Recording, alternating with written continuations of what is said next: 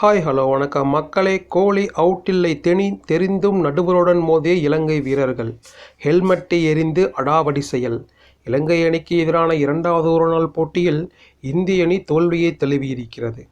இதன் மூலம் 3 போட்டிகள் கொண்ட தொடரில் தற்போது இலங்கை அணி 1-0 என்ற கணக்கில் முன்னிலையில் இருக்கிறது. இதனால் கடைசி ஒருநாள் போட்டியில் இலங்கை அணி வெற்றி பெற்றால் 27 ஆண்டுகளுக்கு பிறகு இந்தியாவுக்கு எதிரான ஒருநாள் தொடரை வென்று சாதனை படைக்கும்.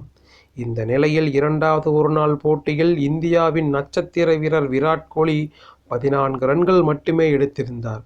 இந்த நிலையில் விராட் கோலி 11 ரன்கள் எடுத்திருந்த போது அகிலா தனஞ்சயா வீசிய பந்தில் LBW ஆனார். அதற்கு இலங்கை வீரர்கள் அவுட் கேட்க களத்தில் இருந்த நடுவருக்கு இதற்கு அவுட் வழங்கினார். ஆனால் இதனை ஏற்றுக்கொள்ளாத விராட் கோலி 3ஆம் நடுவரின் உதவியை நாடினார். அப்போது DRSஐ பயன்படுத்தி இது அவுட்டா இல்லையா என பார்க்க அதிக நேரம் எடுத்துக்கொள்ளப்பட்டது.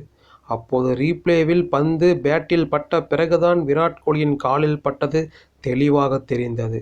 இதனால் 3ஆம் நடுவர் இது அவுட் இல்லை என்றும் கள நடுவர் தனது முடிவை மாற்ற வேண்டும் என கூறினார். இதனை அடுத்து களத்தில் இருந்த நடுவர் இதை அவுட் இல்லை என்று மாற்றி உத்தரவிட்டார். இதனை இலங்கை வீரர்கள் கொஞ்சம் கூட ஏற்றுக்கொள்ளாமல் வாக்குவாதத்தில் ஈடுபட்டனர்.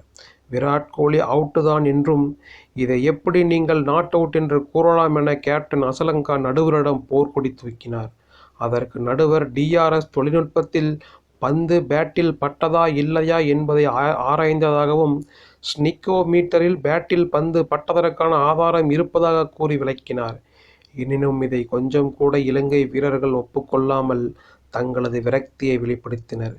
இதற்கு ஒரு படி மேல் போய் இலங்கை அணியின் விக்கெட் கீப்பர் குசல் மெண்டிஸ் தன்னுடைய ஹெல்மெட்டை எடுத்து வீசினார். விராட் கோலிக்கு இது ஒரு மிகப்பெரிய வாய்ப்பாக கிடைத்தது. ஆனால் அவர் அதை சரியாக பயன்படுத்தி கொள்ளாமல் 14 ரன்களிலே ஆட்டமிழந்தார் என்பது குறிப்பிடத்தக்கது.